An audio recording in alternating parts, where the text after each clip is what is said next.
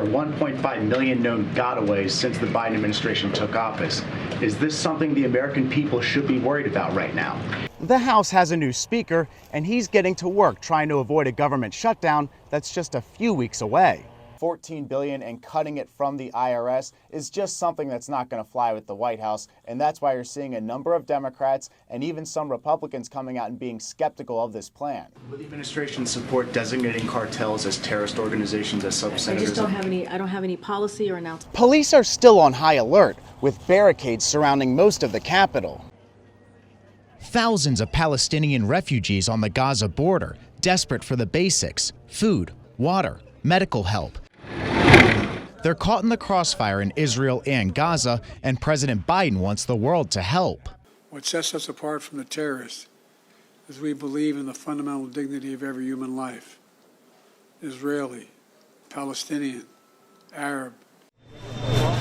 The administration asking Congress to approve a $106 billion emergency aid package. $9.5 billion would go to humanitarian efforts in Ukraine, Israel, and Gaza. But some Republicans say that's money we don't have and a risk we can't take. Hamas is going to intercept that. They're continuing to do it. Historically, they have done this. The system for getting aid into there is broken. Tennessee Senator Marsha Blackburn, part of a growing list of Republicans demanding the U.S. freeze humanitarian aid to Gaza over fears it could end up in the hands of Hamas. The senator's points to reports of Hamas stealing fuel and medical supplies meant for refugees and even using UNICEF first aid kits during their terror raid on Israeli civilians October 7th. Blackburn says she can't trust taxpayer money being sent there with Hamas in the way. Israel needs to go about the work of eradicating Hamas, and then we can continue aid into Gaza. The White House disagrees. It argues aid is critical, and officials say there are safeguards in place to ensure proper use. Obviously, we're going to watch this closely. We don't want to see Hamas benefit any more than anybody else does. The White House is urging lawmakers to move quickly on a relief bill, but the measure is considered controversial in the House, making it unclear how fast one can be passed.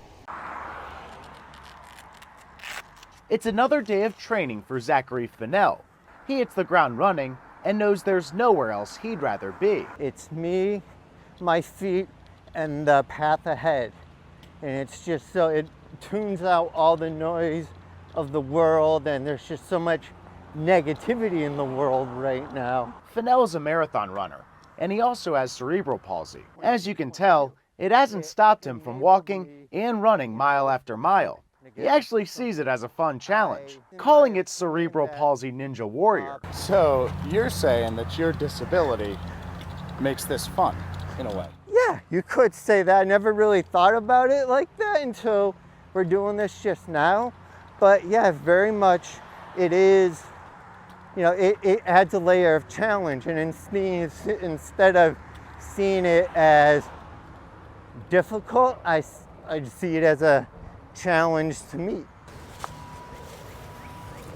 Known as the Cerebral Palsy Vigilante, he's using his experience to motivate others, even writing a book, hoping to get the word out that a disability shouldn't stop you from achieving your goals. I want people to see themselves in me and connect, and you know, it doesn't have to be a marathon, but at the end of the day, I want them to pursue the unreasonable in their own lives. Having any disability can come with its share of challenges. Fennell says CP did impact his self-esteem growing up, but his mother, Terry, says he still found ways to persevere. He had a drive, he had a personal drive, and he has a lot of inner strength.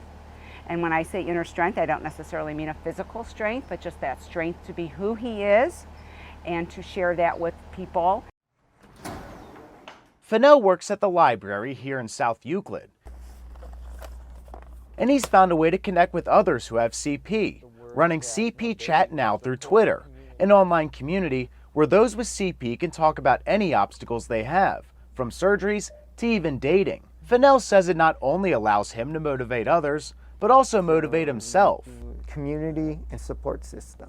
Being able to have a back and forth and ask questions, they're expressing their gratitude in return kind of cycled back to me, and I was using those comments to motivate myself to keep going with the thought process that, you know, it's not just about me doing this and finishing. The impact stretches far beyond Ohio. Devin Axman is one of those who've connected with Zachary through CP Chat Now.